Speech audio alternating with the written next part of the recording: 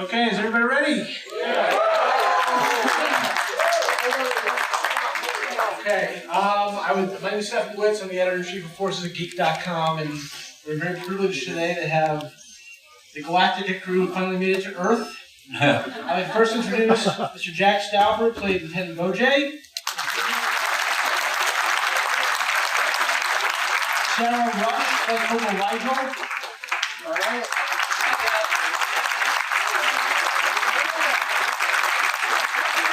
Lieutenant Boomer, Herbert Jefferson Jr.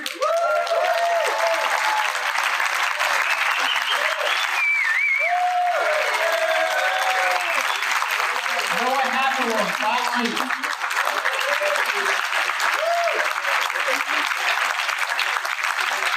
And Lieutenant Apollo and Starbuck. Richard Hash and Dirk Benedict.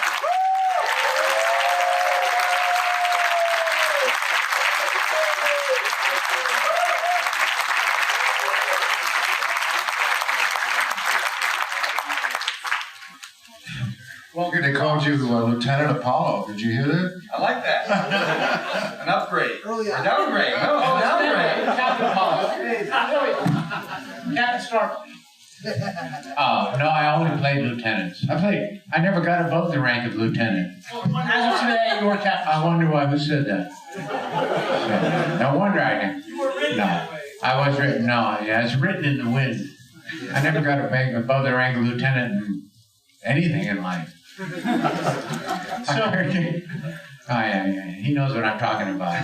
He's got this whole idea that I should write a book about every woman I ever slept with. But I said, Was it a 2-page book? no, it's volume 1 and... Wait, I want to read that Who book. said that, Jack? I didn't say it. You said, is that a 2-page book? Look, I know a straight line I know a straight guy when I see it too, and I don't see one here. What are you looking at me for? Because Richard leaned back. Take control of the panel, please. Hurry. All right, no, we don't need a moderator. Let's start at the beginning. No. Wait. Never start at the beginning unless you're Dylan Thomas. Then to begin at the beginning is good. Otherwise, let's start at the end and work backwards. With Jack Stauffer over here, ladies and gentlemen. If you're wondering how he got hurt, he was the stunt double for McCain. I thought he was trying to have sex with his wife. That's what I was Actually, at the airport, Dirk and Richard came up to me and said, "What the hell are you doing here?" and beat me into the ground. No, we didn't. We said, "Who the hell are you? And what are you doing?" And beat me into the ground. God, get your insults straight. Are you going to take control of this thing? No, we don't need. Oh, do you have a list of? You have a list of questions? I do, sir. Do you have a list of questions? I do. Okay. All right. Dirk has all the answers, trust me. I do. That's why I'm at the end of the table. The success of Star Wars certainly helped greenlight Galactica for television. And when the series launched, what was the experience like to suddenly be thrust into the public eye? But then also, did you ever think that 30 years later you would be recognized for the show that just was a job? Who are you talking to? Everybody. We'll start with Dirk. Start with Dirk. No, start with Jack and go this way. Really, because if it starts over here, Because after I'm done, there's nothing left to say. So. The rest will go home.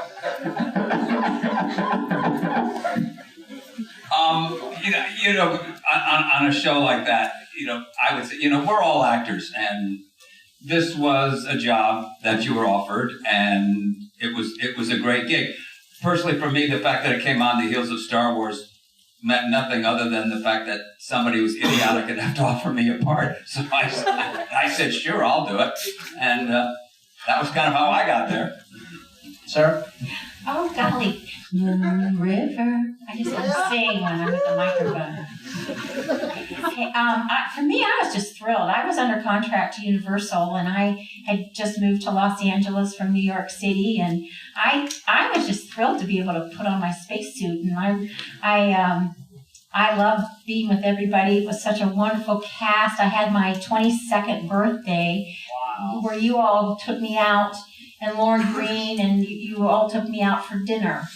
It was so fun, and it was just a great job, and I think it's just fantastic that 30 Did Dirk try to take you home for your 20th? No, never. We all thought she was underage. That's why we didn't ask you out. So, seriously. We all had crushes on you, just so you know. Oh, well, that's sweet. Thank you. And guys, I have to tell you, the Star Wars element really had nothing to do with the excitement of Battlestar. For me, it was the idea that science fiction for television was coming back once again. It was a great team of people here. We all got along. There wasn't a bad apple in the barrel. We all jumped into it, 14, 15-hour a day jobs. And to answer that part of your question regarding 35 years later, I never would have thought in my wildest dreams that I would be sitting here, talking to you about a production that we did 35 years ago that lasted one season, guys. If you really look at Galactica, take a good look if you have the box set and do your arithmetic without all the added features and the like. And Richard probably has it down to the very second. There are less than 30 hours total. Less than 30 hours total of the original Battlestar Galactica, and that includes the 3-hour pilot. So this is all thanks to you guys, because we never know when we're working on a project how it's going to be received by the public. I have to say that Galactica, the original Galactica, has become iconic for one reason, and that is because of each and every one of you. Thank you so very much.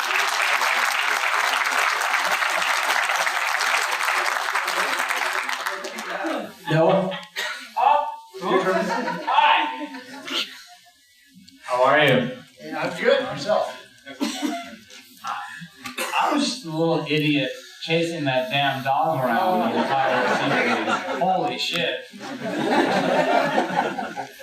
Really? Did you have tattoos then? I don't remember. I did. You did, didn't you? I Your did. parents tattooed you. I think that's how you got. You were tattooed underneath that. That's what. Yeah, you and Evie.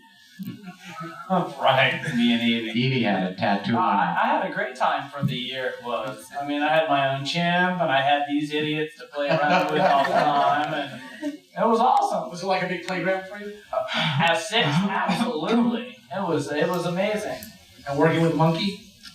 Well, I loved her. I can't say they loved her. I did. I mean, what 6-year-old who had their own chimp for a year wasn't stoked? You know what I mean? Yeah. So I know she fucked takes up, and I know she had her issues. But she was amazing. She was a really good girl. Fantastic. But she did piss on Vince Edwards' head. Wait, I probably would have too. there was 3 monkeys, weren't there? There was 3 monkeys. There was Evie and there was Doc. Wasn't there Evie- Max? That's right. No, I think it was Evie and Doc, and Eve was like the main girl, and then Doc would come in when she was tired and not spreading shit all over the place. You know, hey, I forgot about we're actors. We all gotta work in shit, you know. Richard? Gentlemen, there are children here. Where? Yeah, one of them was just speaking. What? Oh, we got a couple. That's all right. What are you laughing about, Sarah? Because I have potty mouth. How long does this last? We had just so you know, we have probably, I mean, all of you probably watch many sci-fi shows, right? How many Star Trek fans here? Firefly fans here? Yeah? Wow. Babylon 5, Farscape, all those shows. You notice they're all off the air? Did you ever notice that? How in the world could they take every single space show off the air? You know, because they still don't get it. They really don't understand how many fans there are of sci-fi. And they cut NASA. And the what? And they cut NASA. Oh, yeah? Well, I gotta say that, What? The set that we had, it's amazing because when I got cast on it, I literally had like an hour when they negotiated my contract to get in the car, run over to the set, get in a costume, and shoot my first scene. And they gave me the wrong scene. And you have no idea what a panic it is for an actor to show up on the set the first day. Because no matter how much you've done, it's like you're starting all over, and it's like, oh my God, you're paying me this amount of money, and I've got to do this for the show, and you see all this money being spent, and you feel all this pressure that you have to somehow live up to all that expectation. And when I walked on the set, I've never seen this on any show I've ever been on. They had film crews from all over the world doing interviews because that's how big the show was. It was the most expensive, biggest show ever on television at that time. And I had no idea what I was getting myself into. Seriously, I was this very idealistic actor. I wanted to do something meaningful. I get taken out to dinner. I'm a starving actor, can't pay my bills, and I basically turned down the audition for Battlestar. And literally because I thought, this is just going to be some little cheesy ripoff of Star Wars. And so I get picked up in a limousine by Glenn Larson, taken out to a French restaurant, plied with champagne until I'm absolutely bombed. And then he tries to sell me the show, and I'm thinking, here I am, this actor, and I don't have really anything to stand on, and they're talking me in to doing this big, production. And I remember going, no, I want to do something serious, no, and he keeps saying, no, it's going to be Wagon Train meets Family, which was a very highly regarded dramatic show at the time. And I kept going, no, I really want to do this and that. You can't imagine an actor turning something down, right? And so he kept going like that until he shows me the script. And I look at all this amazing Ralph McQuarrie art. And you know what turned my little idealistic, meaningful actor thing into the little boy that wants to fly across space, right? Was looking at this incredible Ralph McQuarrie art and the Vipers and the ships and all that stuff. And so, screw the idealistic actor. I get to be, Mark Hamill floating through the atmosphere. And the funny thing, Mark was on Streets of San Francisco right before Star Wars came out. And what you don't understand is really, when we shoot, what? Was he fat then? Fat? No. He was actually in good shape back in that day. He and I used to compete for a lot of roles we competed for. And I asked him what he'd been doing. And he said, I made this little movie called Star Wars. I go, little movie called Star Wars? For him, it was a little movie, so they put that big John Williams score and then all the special effects, right? So when we got on Battlestar, the amazing thing is you're just shooting like a normal actor, doing your scenes, doing your stuff, but you don't get a chance to see all the special effects, all the extra stuff that they put into it. So when you get to watch it, you're like fans. I mean, you're looking at a movie and it's hard to believe that that's you in that movie.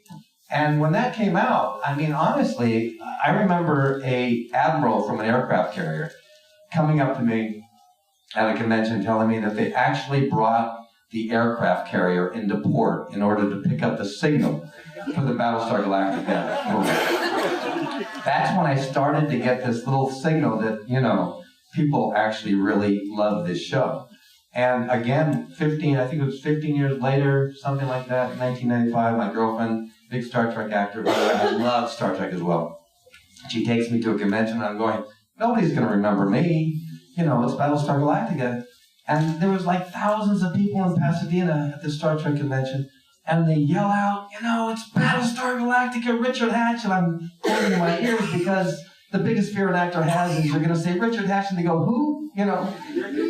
And there was this big cheer, and I'm like blown away that all these people, 15 years later, remember this show. And I think what kind of got to me then was the fact that for whatever reasons, we are blessed to be in a sci-fi show because the fans of sci-fi shows are the most dedicated, right? They support us. We actors go up and down. We make money, we lose money. Sometimes they love us. Sometimes they won't even take a phone call. And yet the people that really love you in the shows that you're in, especially these wonderful, iconic sci-fi shows like Battlestar, we sit there and have people come up and tell you stories about how much your performance, your show, your episode changed their life. So for us, it's been the most amazing, for me, experience of my life. When I had the first woman step out of line, this huge line of people going for Star Trek signatures. And they put me out in left field, and I'm sitting there the first time at a convention wondering who's going to come over here. Some little lady kind of slipped out of line and made her way all the way over to my table with tears in her eyes, telling me a story of how she was going through this horrible time in her life when Battlestar was on and how it changed her life. And I swear, most actors never, ever get to have that experience of how your work, your performance impacted people. So anyway, that for me, for Battlestar, was life-changing. And here, 35 years later now, it's amazing to me that we've gone to conventions just about every year, and when they have panels, they're packed. I don't understand why the studios are the last to realize how many people love a show. You ever notice how all the good shows go off way too soon? You ever notice that? And all the bad shows stay on forever. Anyway, that's one. Why always the good die young? So bad. One of the. I'm sorry. What was the question? I have nothing to say. Did you say I was fat? What? Did you say I was fat? No. Okay. No, not to your face, but earlier. Pleasingly I made an innuendo. Or an out-uendo, I don't know what it is. Innuendo. Out-uendo. What? No, it's not. No, it's not. It doesn't mean what you think it means. So, okay, that's, Mr. Moderator, Yes, sir. keep going. Save us. We're out of here at 4. So Oh, I am. Galactica was one of 2 shows by Glenn Larson that actually had a theatrical premiere prior to the television debut. Did that put more expectations on you as a cast? No. I didn't know it was out as a movie. I had no idea. I was just working. I didn't know. I'm still not sure when it was out as a movie and where. I think Canada or something. But I thought it Japan and Germany. see, he thought Japan and Germany. That's why he and I never got along. I'm thinking Canada. He's thinking Japan. No, I had no. I think it aired the summer before. It actually came out in the movie theater after it played as a 3-hour pilot. Okay. And then they put it out after that. And it actually went out and did really, really well. No, it was released somewhere earlier. Was it Censoronic? It was released somewhere as a movie before it was shown on TV. Maybe I'm wrong. You would know. I know what I think. I know. Maybe Europe, they played it first. In the U.S., they played it after they played it throughout. Canada was first.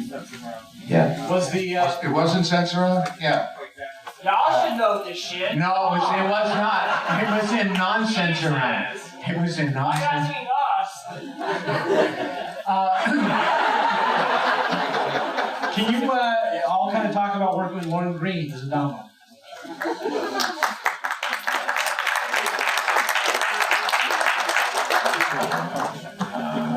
No, I can't. Okay, Jack, you talk. I type in. I think I'm not going to talk. you have to realize 35 years ago, we were all fairly young actors in our late 20s or early 30s. And all of a sudden, you are thrown onto a set with an icon of the industry whose professionalism, whose courtesy, whose ability, Thank you, Jack. whose talent sets a standard. In every walk of life, we would like to have a mentor, and a mentor who inspires you to do great things. By example, Lauren Green made everybody at this table a better actor. Well, maybe not Dirk.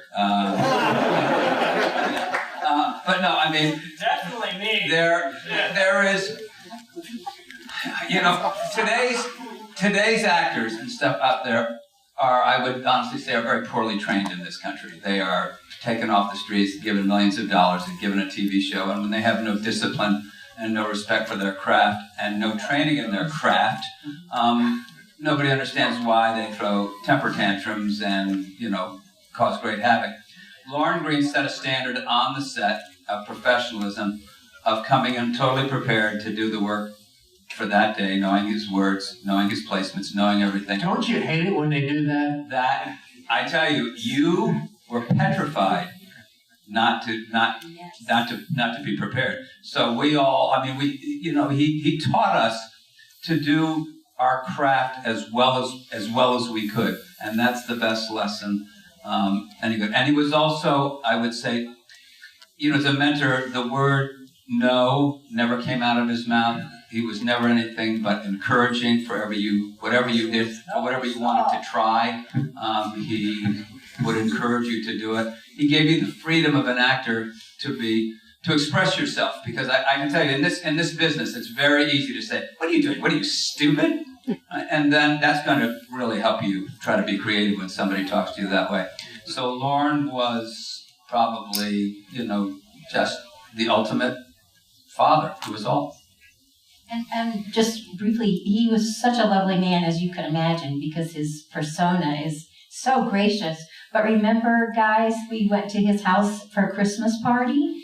That was so nice. He invited the entire cast to his house, and he just was lovely, lovely. I used to do these big Christmas parties. I really love Christmas. And so I would have this big Christmas party every year, invite everybody, and I would just put everything into it. I wanted everybody, no matter how depressed or unhappy or whatever you went through in the year, I wanted them to come to this party and have hope, light at the end of the tunnel. And I invited Lorne Greene to come, and what was amazing, every year, Lorne Greene would come, and he would sit up in the corner, and people would come up and talk to him. And what I started to notice was, on about the third year, was there's this line going out my front door down the driveway. And I went, what? And I walked down the driveway, and it went up the street. And I'm thinking, what happened? And what I discovered was people found out that Lorne Greene was showing up at my party, and they didn't know me or who the hell I was, but they were all coming to talk to Lorne Greene. Isn't that the funny thing? And he would sit and talk with every single person that had flown in, driven in, come long distances just to talk to you. That's the kind of man he was. Amazing human being. I never really liked him. Didn't get along. All that work ethic made me nervous. Too serious. And he's from Canada. And he wasn't a Scotch drinker. He was Canadian, and he didn't drink Scotch. He drank something, though. No. Did you go to New Orleans in when the September before we went to the Ali fight? To the Ali fight. Remember, we went to the Ali with Robin Williams. We went with Robin Williams. Went to the Ali. Ali fought Robin Williams. Hey, I'm telling this story. Ali fought Spinks, number 2, and it was in New Orleans, and they had the big deal, whatever it was, and they introduced. When we were invited by ABC or something, the promotion, and Robin Williams, it was a promotion, and Lorne was there, and Tony, he just passed away, married to Natalie, married to Janet Leigh, Tony Curtis. Tony Curtis was there, and a couple other huge stars. Tony Curtis, I remember. And when they introduced Lorne Greene, there was probably, 20,000 people in that place.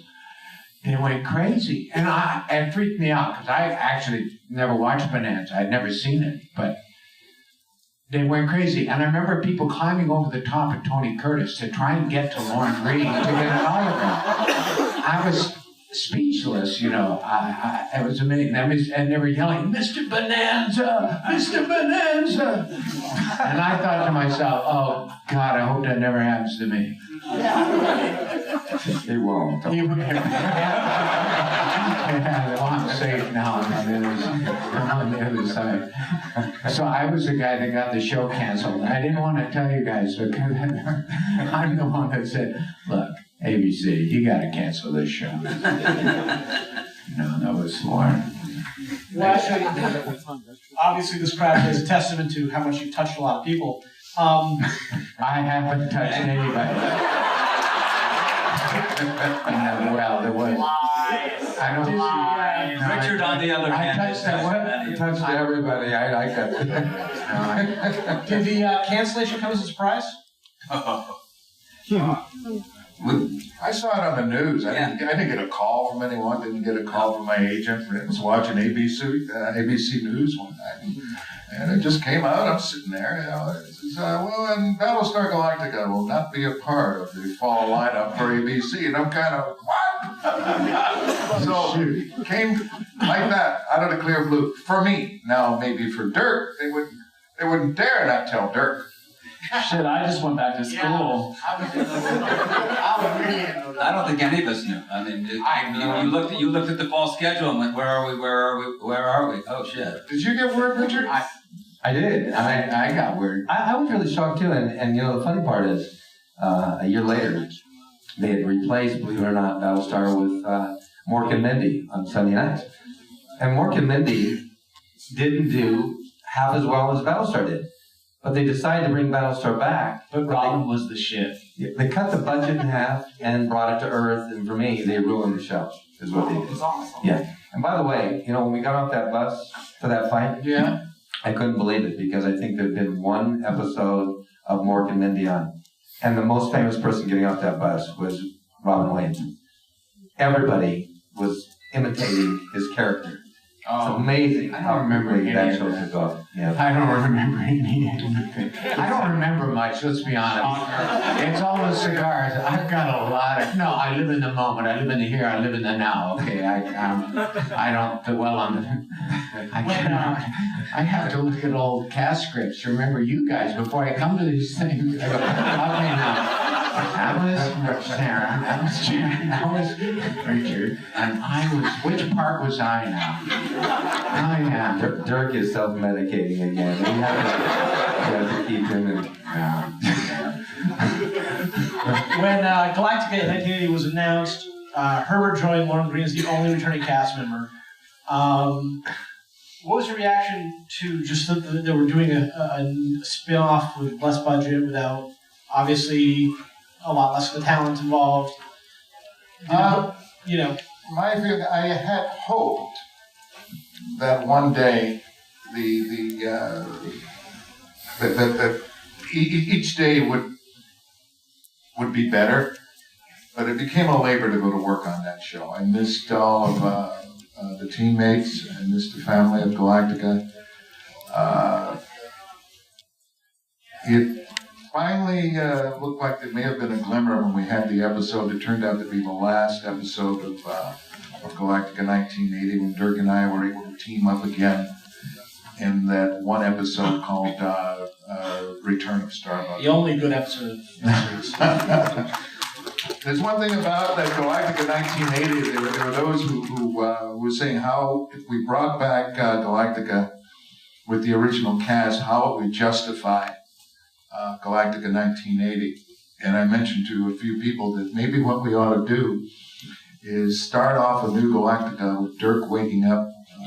With Starbuck waking up on one of his benders. Okay? And he sits up straight in bed and he says, "You won't believe what I had a dream about. That we found Earth and that I ran into this Cylon and became my..." But no, it was... Don't even go there. I'll repeat it. Say it so everybody can hear. No. You know what I want to ask really quick was, when you got the script for 1980, Right, though? you got a script, right? Yeah. They actually sent a script over to both Dirk and I to do 1980, but they had Oh already... no, I didn't get it. I'm sorry. I thought you meant for the episode I did. I never saw a script for the Well, series. I had a script. I was over. never- They asked us if we wanted to do What it. year was that?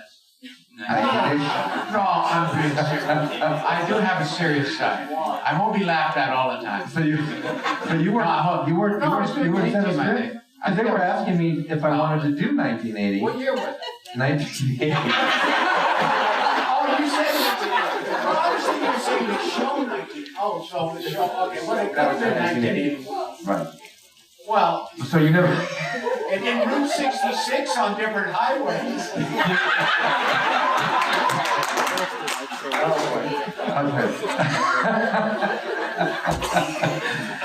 So the point I was making is when they sent me the script to see if we wanted to do 1980, they had literally changed Starbuck and Apollo to, who were those two other guys? Troy and, yeah, they'd already changed it in the script. So I kind of got the point that they were moving on. You know. Names? Wait a minute. So maybe they wanted you to play Troy or somebody. Yeah. No, I'm serious. No. No, they wanted us to play our original characters. They were going to use us, and then I never read it. the original. Did Glenn write it? I was sent a script, and they asked if I would be interested in doing 1980 playing our characters, and I assume they sent it to you. I guess they did. Well, once again, that memory thing is a little vague. I remember there are other parts of the year 1980, which I could tell you all about, but they don't have a lot to do with Battlestar. I wasn't. People always say, you were we offered? Or maybe I was never sent a script, never offered to be in it or anything. Okay. It just all happened until Glenn sent me that script. He said, we're doing the last episode. There's a script, and I want you to do it. And I read it. It was great. I said I would love to do it. See, Richard, you actually wrote several Galactica novels, and also independently of other talk of reviving the series, financed your own project Battlestar Galactica: The Second Coming, which I know Jack was in. And what about the series as a creative person still resonated with you that you still occupy the universe of Galactica? It's, first of all, from the time I was 8, I was a dedicated sci-fi, reader. I love space. I love anything to do with space. The space program, call it what you will. But I read every science fiction book I could get my hands on. So Battlestar, for me, the core story of Battlestar, to me, is one of the most powerful stories I've ever read. I mean, it's an iconic story, this search for a human civilization somewhere else in the universe, searching for Earth. I just thought there was something extraordinary in that journey after a Holocaust, trying to survive, trying to live every day, not knowing whether you're going to live or die. I thought, what an incredible premise for drama, right? And so I think just about anybody, in fact, Battlestar was one of the few series where you didn't have to be a sci-fi fan to like Battlestar Galactica. Both shows, the new show and the old show, we had people cross over that had never liked sci-fi before because it was a very iconic, powerful story. So I love science fiction, and I write in science fiction. And so I just started developing some story ideas to bring back Battlestar because nobody was doing anything. They were bringing back shows like Chips and a whole bunch of other shows. I kept thinking, how in the world are they bringing these shows back and they're not bringing back Battlestar Galactica? So I wrote these stories up. I went to Universal and started pitching it. Nobody even knew they owned Battlestar Galactica. They had no clue what it was. I went through every office, went to the legal area, talked to everybody I could, and eventually they started realizing that I kind of had an interest in this. And when the Sci-Fi Channel began to play Battlestar Galactica, all these companies came in to want to license new toys, games, stuff like that. So I got involved in writing the books and involved in some of the other productions of Battlestar collectibles. And eventually I said, I want to really find a powerful way to pitch Battlestar and show them how you could update it from where it was, build a bridge to the future. So I put together this little animated trailer. It started as a kind of a storyboard with music and voiceover. And then I said, why not a little cut scene, a little animated scene, and went and shot one of those. And then I started getting all these people from all over the country willing to drive in with their costumes, with their pistols, with their outfits, because I had no budget. So I'm in this no-budget production, and then I get people like Volker Eagle, who won the Academy Award for ID4, special effects supervisor. I had Dean Cundy, the DP for Jurassic Park and Apollo 13, had all these people willing to come on board, film, bring cameras, bring equipment, bring stuff. So we started this epic production that started as a little storyboard, grew into this Second Coming trailer. And let me tell you, when we played it at Comic-Con back in 99, 2000, everybody showed up. We had thousands of people because they'd all heard about this mythological trailer. Nobody knew it was real. And when we played it, I swear to God, they put us in the biggest hall, went back, multiple screens. We played it, and I'm sure if you've ever made anything, the big terrifying fear is that they're going to hate it, right? And so I put a lot of energy in trying to build a bridge from the past to the future. And when we played it, there was this long, epic silence after we played it for about felt like forever. And then all of a sudden, everybody exploded into this big standing ovation for the show. And I realized that and this was kids, 21, 25, 28, who were not even alive when Battlestar had come out. So that's when I really started pitching the show to Universal, saying, you know something, this show, this iconic story really has something for a lot of people. But they could never get it. And after I pitched Universal, Glenn Larson pitched, then Tom DeSanto and Bryan Singer, who produced X-Men, they had their version, which, by the way, they're working on a movie version of the original right now. And then eventually, Sci-Fi Channel didn't want to do the original show. And that's when I think Ron Moore got involved, and they did the reimagined version. But I think the story is an amazing story. It has something to say to everybody.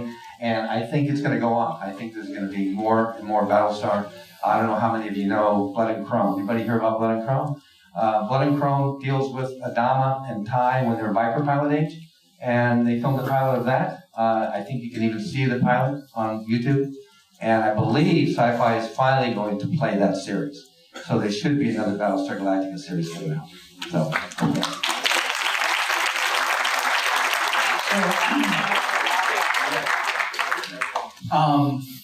Speaking of the 2003 series, I know Dirk has publicly said that you weren't a fan of the show at all. the what now? The reimagining. I think Dirk has said publicly you weren't a fan. I was working, I spent money, time, energy for about 5 years trying to bring back the original show. So for me, every time they bring back a classic, is this not true? Every time they bring back a classic, what do? It's usually cheesy, it's stupid, it's totally fracked up. And I thought, you know, if there wasn't kids in this audience, I have a whole story about frack, but I'm not going to go there. Seriously. Where was I? What was it? Reimagine. What? When they bring back the classic show. Oh, so I figured they were going to screw it up, and so when I helped produce the 25th Battlestar Anniversary Convention, and so I decided, because Universal didn't want to do our version, I decided to invite everybody that was interested in doing something with Battlestar to come to the convention, and I invited Ron Moore.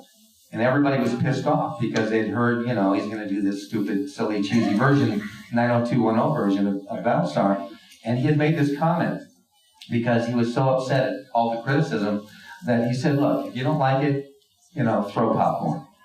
And so guess what? I'm at the panel, Ron Moore's being introduced, and all of a sudden in the back of the room I see big bags of popcorn being thrown at me. And I thought, oh, crap, you're going to pelt this poor guy with popcorn, you know?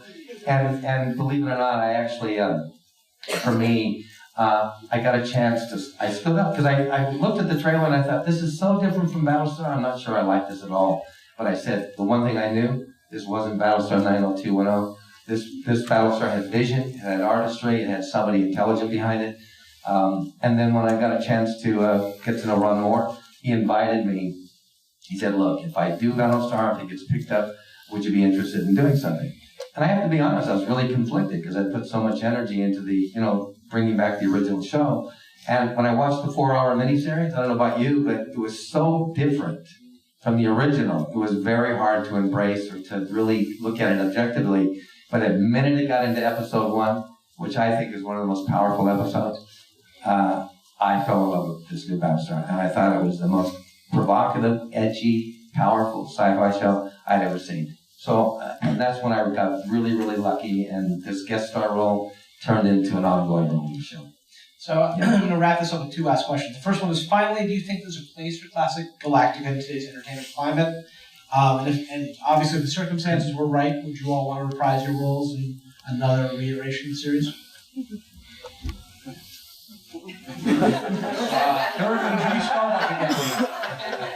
I did Starbucks last night, but nobody was there. Now, the question is not whether I would do Starbucks, is would anybody else do Starbucks? Because it's not going to happen. Let's be honest. So, it's not going to happen. I'm not going to play Starbuck again, ever. Although I did play Lieutenant Columbo on stage in England, all over United Kingdom for 24 weeks, one of the great experiences of my life in 2010. It was a Broadway play originally. I got to do that. That was great. No, he's not going to have it because it didn't have what he said. Tom DeSanto Tom DeSanto was going to do it as a series. He wrote Starbuck. Starbuck was fantastic. He sent me the script. I was going to play him. He's a 55-year-old Viper pilot trainer. He was still drinking, still smoking, still the same Starbuck. It was full of all the pathos of what happens to a human being, a guy who refuses to grow up, you know, that archetype. But the network didn't let him do it. They weren't going to let him do that. And when they came then to reimagine it,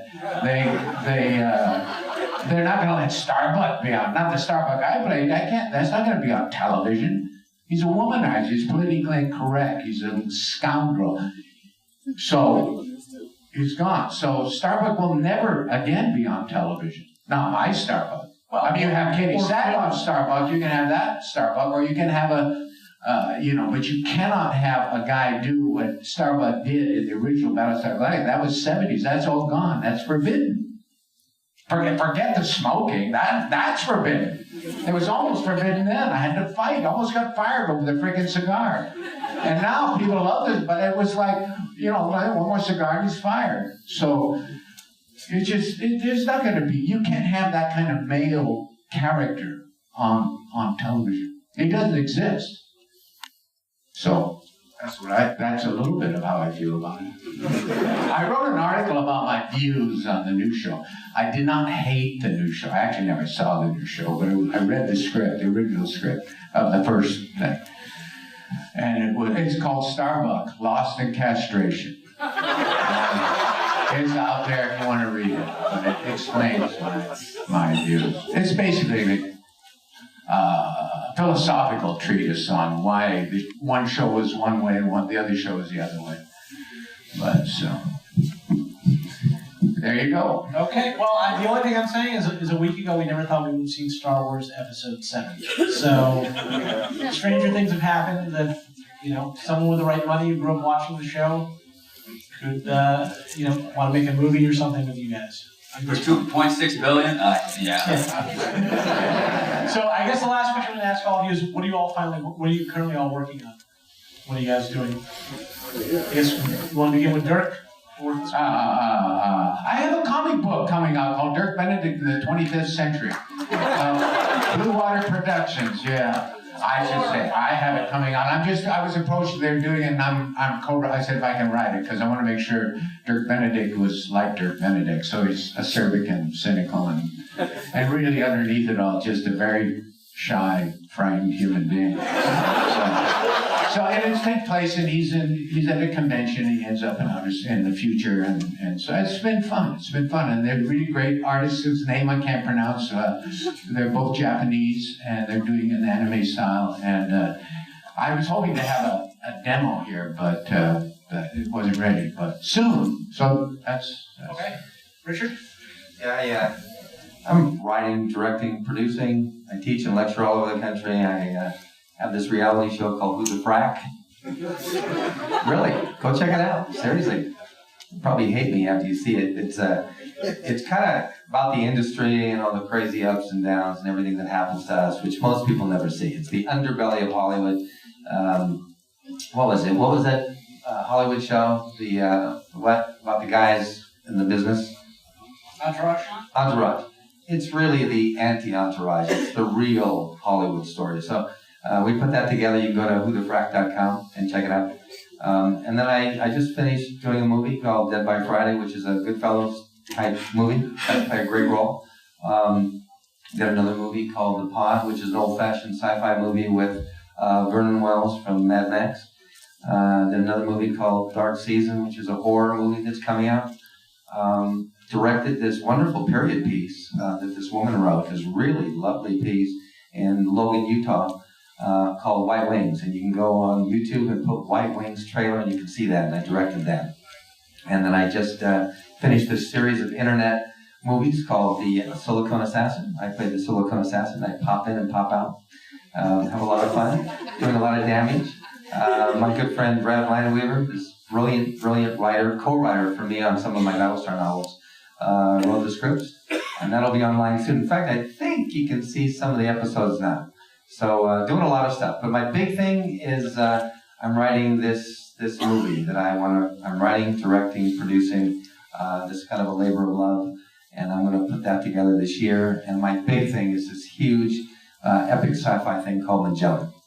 Some of you might have seen the trailers. I put them on over the past several years, but we have a novel coming out, a series of graphic novels, a game.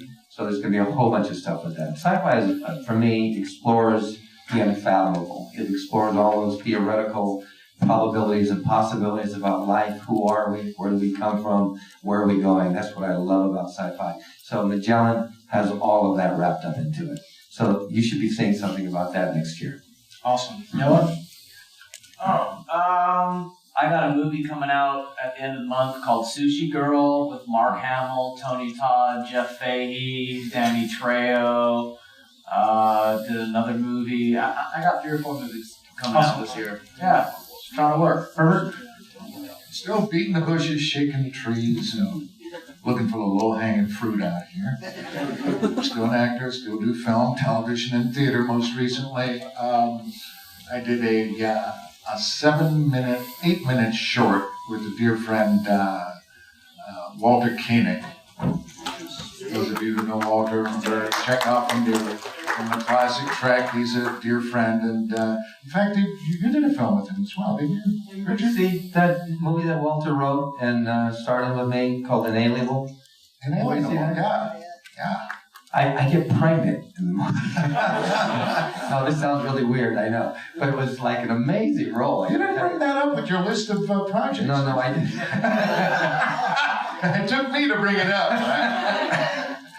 Anyway, briefly, because we have 2 cast members here, I'll make this brief. It's an 8-minute short that was written and produced by Walter, and it stars the 2 of us. And it's sort of a Twilight Zone-y type of a piece where I'm playing a character whose death was caused by him. I'm playing a firefighting lieutenant. He's a firefighter captain who caused the death of my character some 20 years earlier, but we don't realize that until after the short is over. I think you can pull it up online. It's called Handball. And it's produced and written by Walter, and I've got a few other irons in the fire that I'm hoping will catch flame here in the near future. What I do outside of the industry, I try and do a lot of community service work. I work USO. I work for the Paralyzed Veterans Association, the Wounded Warrior Project, and the IAVA, which is the Iraq Afghanistan Veterans of America, trying to look after our men and women, boys, girls. And that keeps me busy. And I'm happy to be there. Anyway, Sarah, you want this one? Or you No, I'm sorry, I'm just an idiot. Well, I was in a movie this year that just came out this past week, but it's a little randy, so I'm not saying rush to see it. But it's really fun, it's really funny. But it's called 1, 2, 3, Frankie Go Boom. And if you go onto the New York Times, they just did an article about it, and they put one of my scenes online, which was pretty fun. So, and I do a lot of commercials, thank goodness for commercials. And I made a film with Patricia Heaton from Everybody Loves Raymond in the middle. Yeah, she's great. She's awesome. And we made a movie called The Bituminous Pole Queens of Pennsylvania. And you can get it on Netflix. I have a couple copies with me, but we won several awards, and it's really sweet. It's a documentary, and it's a really neat. It's sweet, and I'm very, very proud of it. And right now, the best thing that's happened in my life is I'm a mother. So I have a 10-year-old, and because I became a mother so late in life, I do everything at school, and I'm a Girl Scout leader, and I just took my troop camping with 6,000 other Girl Scouts. And actually, I'm working on a movie right now about the life of Juliet Gordon-Low, the founder of Girl Scouts. Well, as one's career dies down in the film industry, I went back to my roots, which was always my first love, which was the theater. where I was trained, and I am now resident director of 2 theaters in Monterey, California, and 1 in San Francisco, because one of my strongest beliefs in the world is to pay it forward. I look at the way the acting craft is taught now, and I find it appalling. So the last thing I performed, and I was very lucky, I got a chance to do Death of a Salesman in San Francisco and got nominated for a Drama Desk Award, which was very nice or something. And probably my last role, because once you've done Willie, what the hell else are you going to do? But I actually have a play opening in Friday on Monterey when I'm here now instead of being there. I have 2 original plays that I'm scheduled to direct next year, 1 in Monterey and one in San Francisco. And I love it. I love directing, actually more than I always loved performing. I have always felt, having been around directors and people in our industry, which is so tenuous, and there is no tenure, and you're on top of the world one day, and people tell you you're not worth a poop the next. It's very easy to denigrate and tell people you are no good. And it's usually by people who are very fragile with their own egos. And what I love to do is take people and actors, and sometimes they're professional actors, sometimes they're community theater actors. But if you have that creative love and that love for doing this sort of thing in your system, you need to do it. You can work in a job from 9 to 5 and hate it, and at 3 o'clock in the afternoon, you're ready to go postal in your business environment, and all of a sudden you go, that's okay, I can get through the next 2 hours because I get to go to rehearsal at 7. And believe me, it can save your life. So for all of you out there who have ever wanted to try to do what we do, and it's in your blood, go do it. Go do it, and find somebody to mentor you who will never say the word no, because as a director, the word no never comes out of my mouth. I don't believe anything anybody tries creatively should ever be criticized, and that's what I do.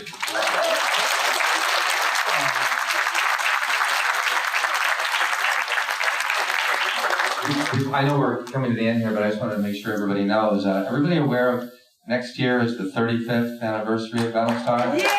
And so in Houston, I believe, where exactly in Houston is the 35th? It's going to be May 23rd, I believe. Probably in the destroyed. No, it's Houston. It's not Dallas. It's Houston. No, it's in Houston, yeah. It's in Houston. So check it out. Go to BattlestarGalactica.com or BattlestarFan.com and check out all the information. I know that they're selling, tickets and stuff like that. So check it out. We want to thank all of you, by the way. Thank you. Ladies and gentlemen, the cast and crew of Galactica.